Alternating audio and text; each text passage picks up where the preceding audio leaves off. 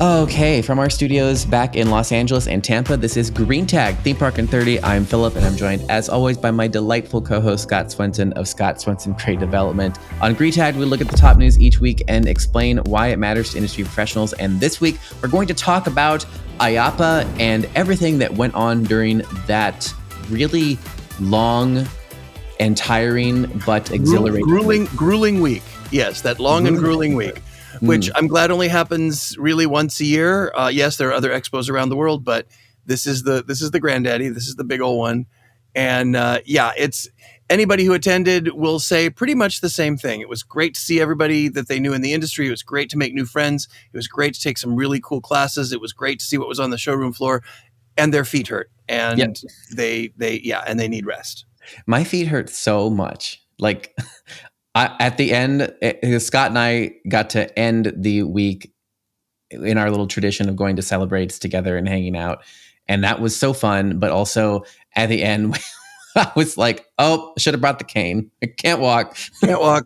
Yeah, we were hobbling. We were both hobbling. I didn't bring my cane either. So we were both hobbling by the end. But there were some rather interesting and unique announcements made, which is always a highlight, or at least an element of the IAAPA Expo. And Philip, you covered a couple of them, didn't you? Yeah, something I have noticed in the several years, these most recent years, is that the announcements at IAAPA have been picking up. And I think IAAPA is encouraging more announcements.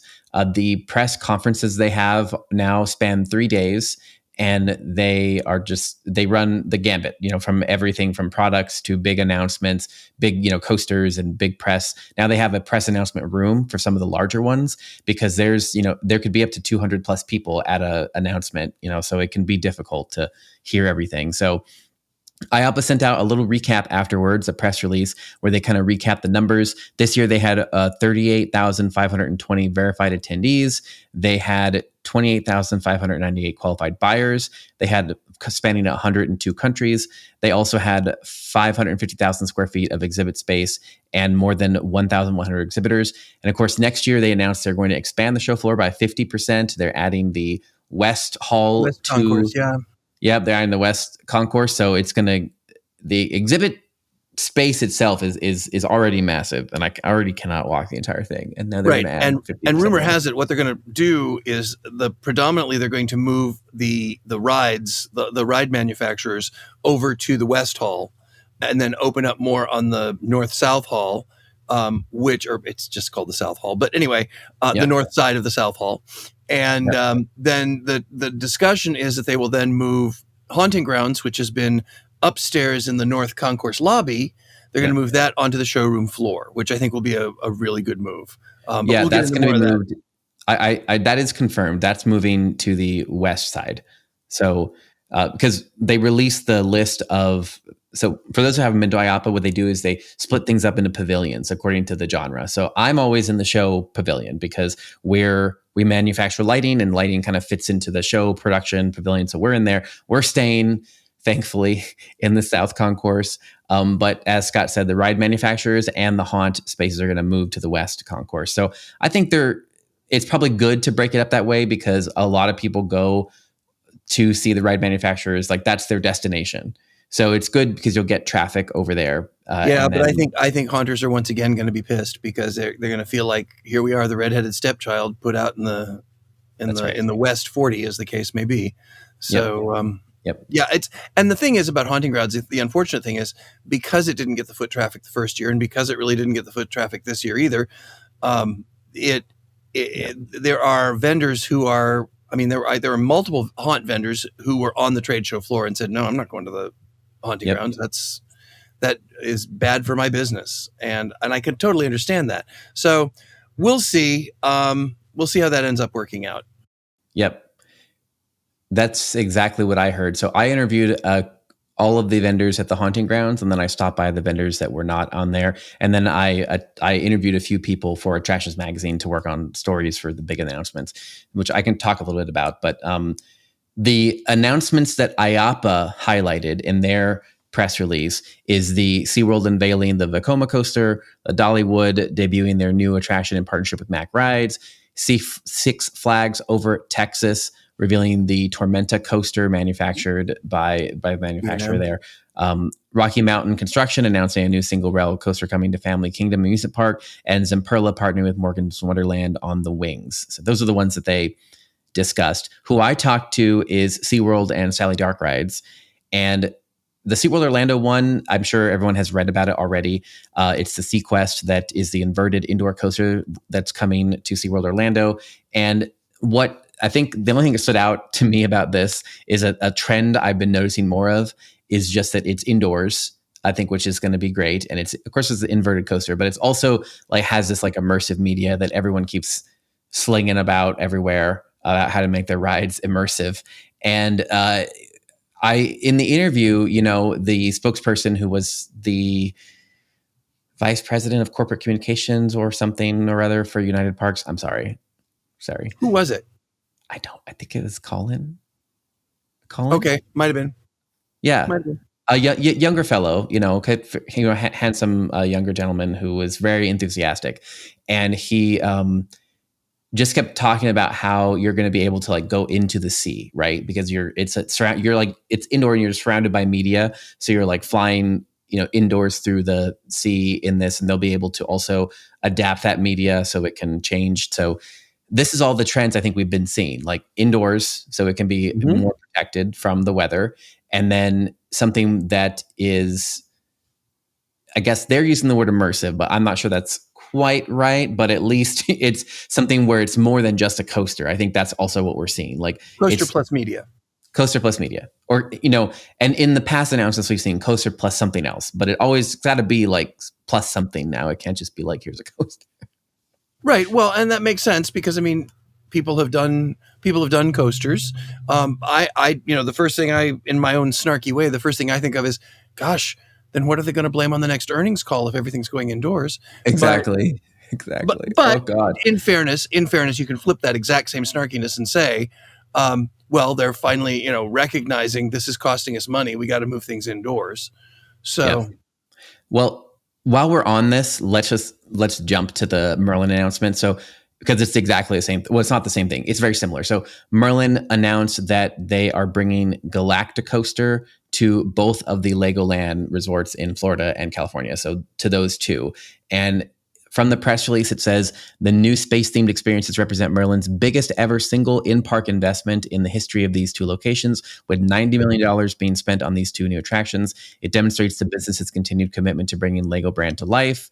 It will use interactive touchscreens and RFID wristbands. Guests will personalize their craft through 4 build phases, nose, tail, wings, and special features, unlocking more than 625 possible combinations. Once complete, their digital creation is recognized, merging physical thrills with immersive storytelling. Sounds pretty similar. So these are also going to be indoor coasters that have media in them. And it sounds a little bit similar to Test Track. I'm sorry, they probably will not be happy that I made that analogy, but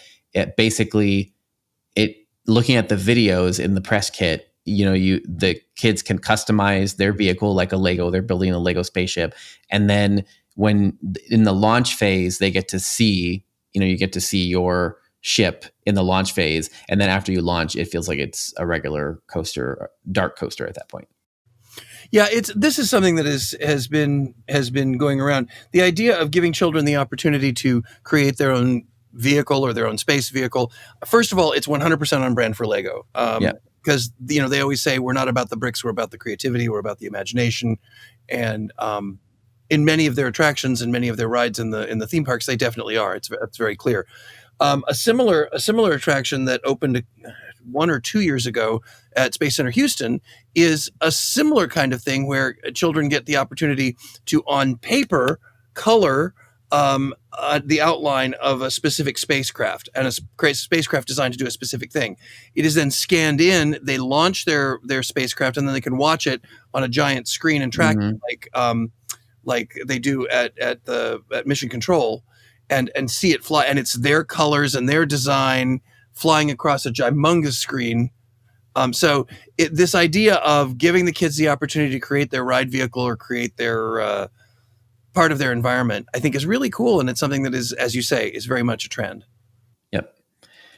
Next, of course, as I mentioned, I spoke with Sally, and at the booth, they were showing off characters for the new Phantom Theater opening Nightmare, which is an interactive dark ride that's opening at Kings Island in 2026.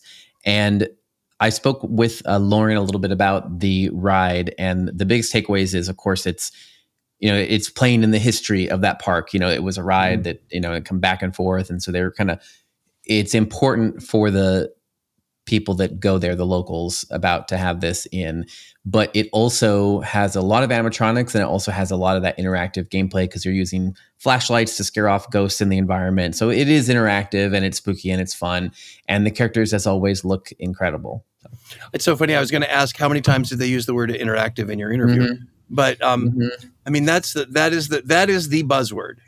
Mm-hmm. Interactive and immersive are the two. Interactive and immersive. Yeah, that's where we are. And nobody, once again, anytime, here's the thing. If there's anybody out there who is like a podcaster like us, or is involved in the media, or just interested in the attractions industry, anytime somebody uses that term, ask them to define it for them. Yeah. And not in a snarky way, but it's just that immersive and interactive are used like, they're used like punctuation marks quite often. And they mean so many different things to so many different people. So in order to better understand, don't just accept, it's totally immersive or incredibly interactive. Have them explain how they define interactive in this particular case. And then they will give you examples of what you do. And then you go ask it, then you ask again, but how do you define interactive? What makes those actions interactive? Yep. Because it means something different to everybody. Yep. I've done several sessions and seminars on immersive and interactive attractions. And at the very beginning, I make this exact point, and I define it for me. I say, here's my definition. So use this definition as we go through the rest of this session to help you understand where my head's at.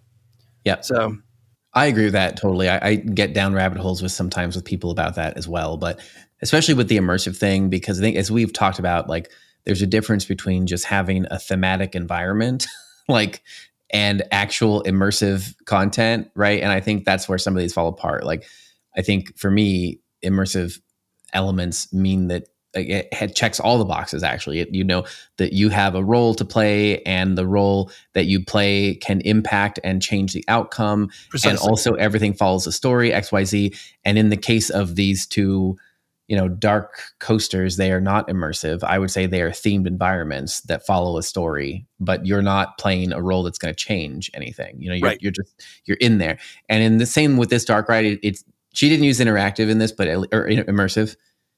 She only used interactive, which in that case, it sounds like the interactivity is that the guests have a flashlight in which they are pointing it to do things in the environment. So, yeah. Well, I mean, it's like a product of yours from a couple of years ago, the Gantum Torch. Yep, I mean, it was right. You were very much ahead of the game back in those days. But again, you have to make certain that guests not only understand how to use that torch, how to use that flashlight, but also you have to be able to prove to them that, well, doesn't this just happen every time we go by? There has to be, you have to, it's really difficult when you go through an attraction once to actually prove that it is interactive, because it's like, oh, well, it always happens this way. Yeah, that's right. So I will say that with the Sally announcement, I was walking through the trade show floor, going from one session to another, going from south side to north side, and or north side to south side, and I walked by the Sally booth at the announcement, and it basically created gridlock in the middle of the trade show floor. That's right. Yeah, there's always hundreds of people that show up for the Sally one. So, they cool, also so they made a second announcement that I'm not sure was planned or not, or how. But anyway, there was a second one that came out, and they announced. Remember, Mini? A while ago. I don't even know how long ago, but we talked about their new concept, which was the mini dark ride, and I think Scott talked about how it could be used at zoos or museums, and it could be, it's low throughput, right? This is a mini dark ride. It fits in 3,000 square feet, and it's 200 per hour ish. And so Scott talked about how you could use it, but it would have to be an upcharge, but that would help mitigate, actually, to make sure that you could actually, the line wouldn't get too long, and it would help offset the payment for it. So they already have their first installation planned in Qatar, and it's going to be called Guardians of the Hidden Chamber. and it's going to be in Qatar's largest indoor theme park at the heart of Doha Oasis. It will be Guardians of the Hidden Chamber, and they signed the contract at the booth on Wednesday. So that's kind of what the press conference was centered around. And it said, here we go again. Guardians of the Hidden Chamber introduces all new dark ride experience that blends high-tech interactivity with cinematic storytelling, placing guests inside a fully developed adventure game brought to life. The groundbreaking attraction marks the debut of Sally's mini dark ride format and its first installation in the world, designed to fit a compact. Blah, blah, blah, blah, blah. Okay, let's see. Guests join the Quest archaeological group on a VIP tour of a newly undercovered underground chamber, only to accidentally awaken an army of ancient guardians sworn to protect it. What follows is a thrilling chase through a suburban labyrinth where riders use custom handheld devices known as fright lights to defend themselves against the enchanted warriors. Yes. Yep. Well, I mean, it sounds great for Qatar. I think this will be great for that, where it's going. And again, indoors. and I think it's a subterranean labyrinth, not a suburban labyrinth. But sorry, okay. Did I say suburban labyrinth? Yes, it's just outside the city. It's not a real high end metropolitan labyrinth. Yes, you're right. Subterranean labyrinth. Okay, I'm sorry, everyone. Sorry for that. Anyway, I'm excited to see, because we talked about how that could be. The potential is pretty great with that, and I'm not surprised it's going to Qatar. I think that Qatar. I think that all fits, and the indoor model, everything fits with that. But I'm curious to see its North American installation and what that's going to be like. Yeah, I think that for if it's in a market that is not used to indoor dark rides, I think it'll be very successful. Which I think Qatar is going to be that way. I agree. I think that if it is truly looking, if it were to be installed in any of the major parks in the U.S., I think guests would consider it. They would come out of there wanting more. Yeah. Not that it's going to be a bad experience. I'm not saying that, but they expect a longer ride time. They expect more experience. And I say that without having ridden it, so maybe I'm being unfair to it. But that's why I say that the prime market for this, to me, seems like, especially museums, but zoos and museums that are always looking for new ways to engage their audience, that in ways that they can't necessarily engage their audience in the real world. It's very hard to fly with an eagle in a zoo, a real eagle, so you might as well be able to do it in a dark ride. Yep. And museums and aquariums have dabbled in this idea a little bit with the mini 3D or mini 4D theaters. The ones that only hold like 10 people. So they've been dabbling with that. This seems to be the next phase of that. So we'll keep an eye on that and see where it goes. I agree. I think that would be, I think the guest expectation would be much more aligned in those environments as well. Right. So. Agreed. So also on the dark ride vein, Triotech has unveiled 3 new attractions opening in Montreal in summer. And what they're saying is that these attractions redefine competitive socializing, blending physical activity, interactive gaming, and immersive storytelling and breakthrough digital technology. It's all the words, Scott. All the words, including the new one. What is it? Competitive socializing. Yeah. So I did notice that, and I was like, okay, right now. It's Top Golf. Competitive socializing. Bowling is competitive socializing. Right. That's kind of what these sound like. So I'm pulling up the release here about these, but the first one is Electric Fun Fair, which reinvents classic carnival style games with dynamic digital theming. That's basically what it does. Designed for social play, it supports up to 120 players simultaneously in the same game room, with configurations ranging from 4 to 12 game stations. Guests can enjoy a 1-hour session filled with fast-paced mini games, food, drinks, and friendly competition. The next one is what is the next one? It sounds like it's just more like an escape room, like a mini escape room. The Energize concept is a multi-room interactive adventure where groups of 2 to 60 will be entertained through a dozen or more uniquely themed game rooms, each featuring high-energy physical and cognitive challenges.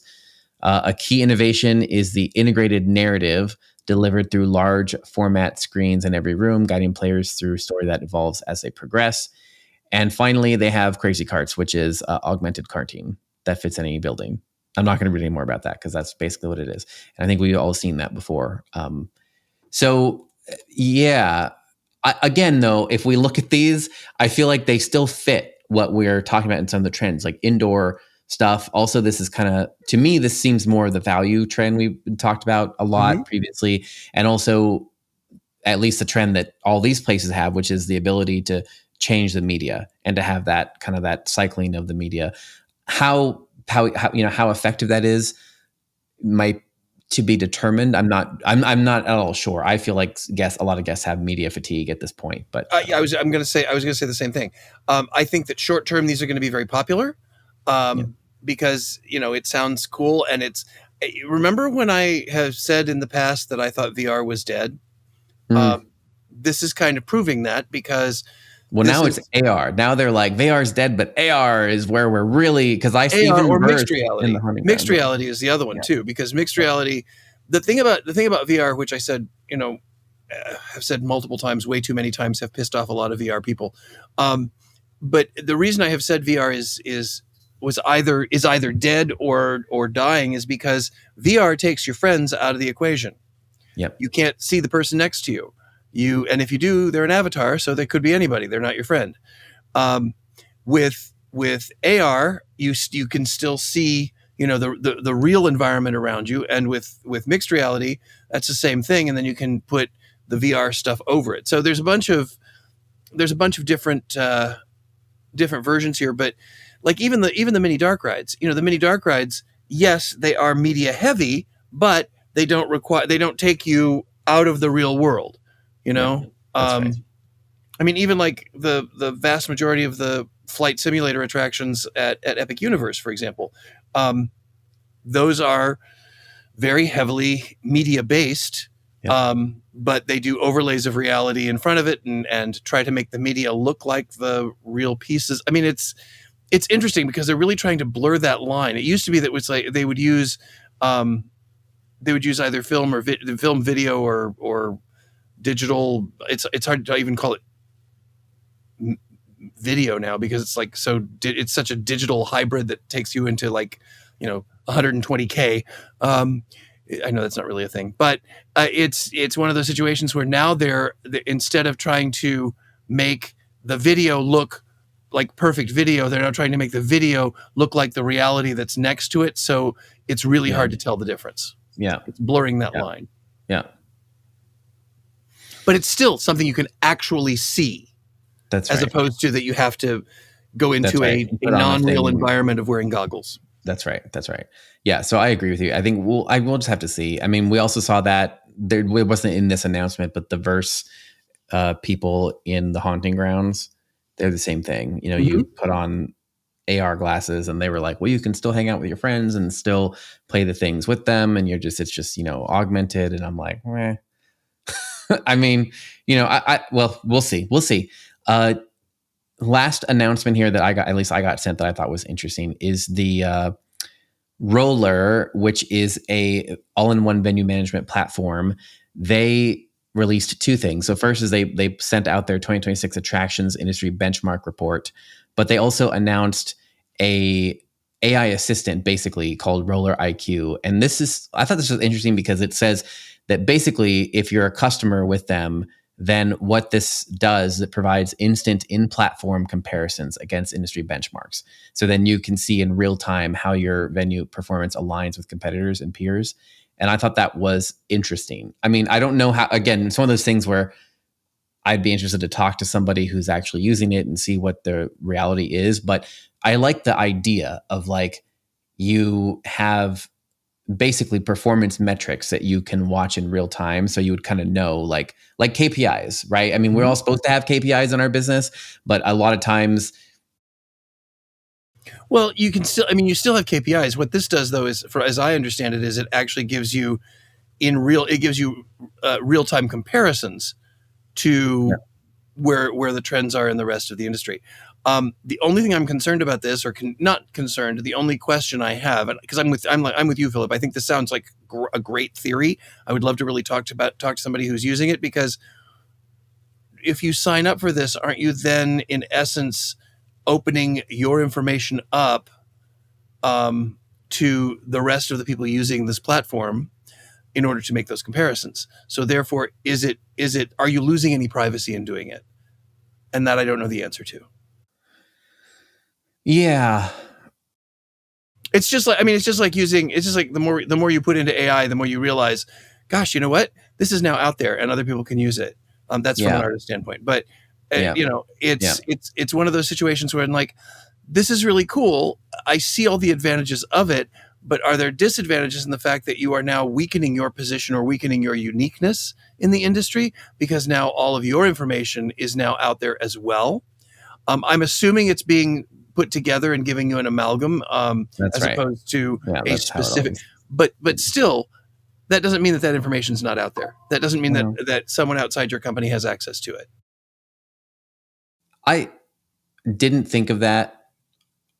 I think more what I was thinking of on this, or at least how I would envision wanting to use this, is even down on a granular level. Like you're looking at even a specific machine or a POS system, and you're able to say, okay, it's supposed to be converting at this rate.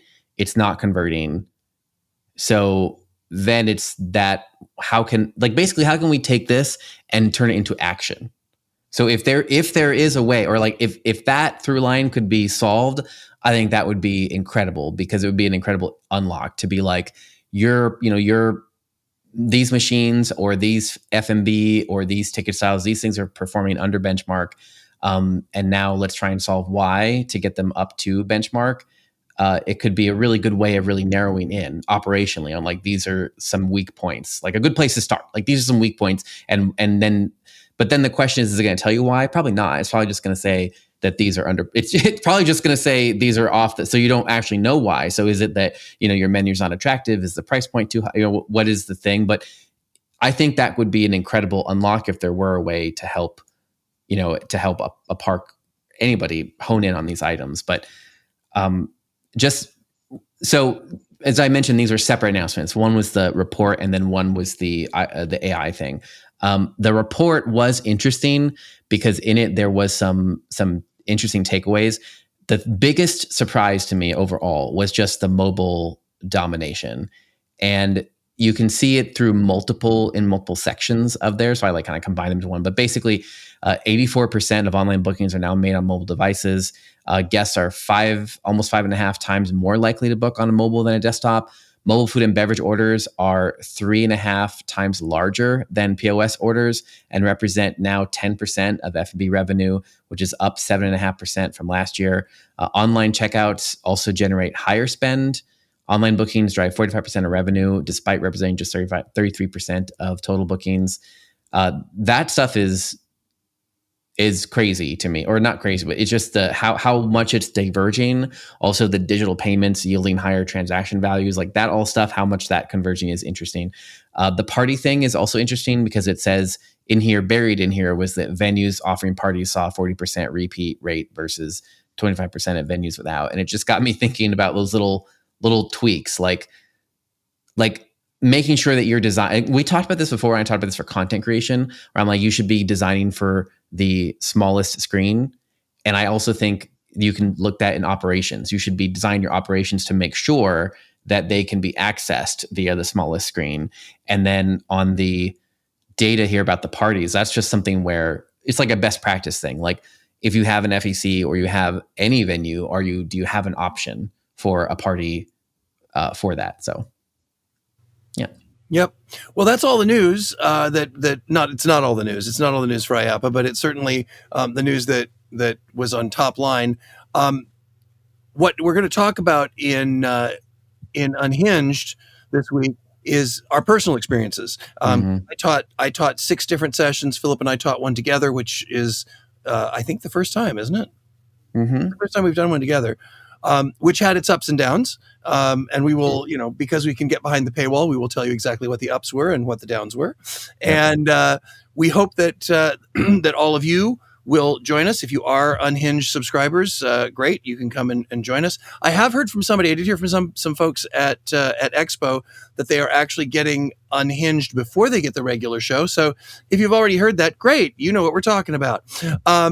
But if you are watching, the one thing that I would like you please to do is, especially if you're watching on YouTube, please subscribe. That helps us. It makes us more sustainable. It's not that it's going to make or break us. We're going to keep doing this as long as we possibly can, but it does make it significantly easier for us if you subscribe, because it gets us closer and closer to monetization, so we can cover the cost of doing this show. So if you can subscribe, please do. Continue to watch and tell all of your friends and a couple of your, pleasant enemies about the show, and keep coming back. And hopefully we will see you here again next week on Green Tagged Theme Park in 30.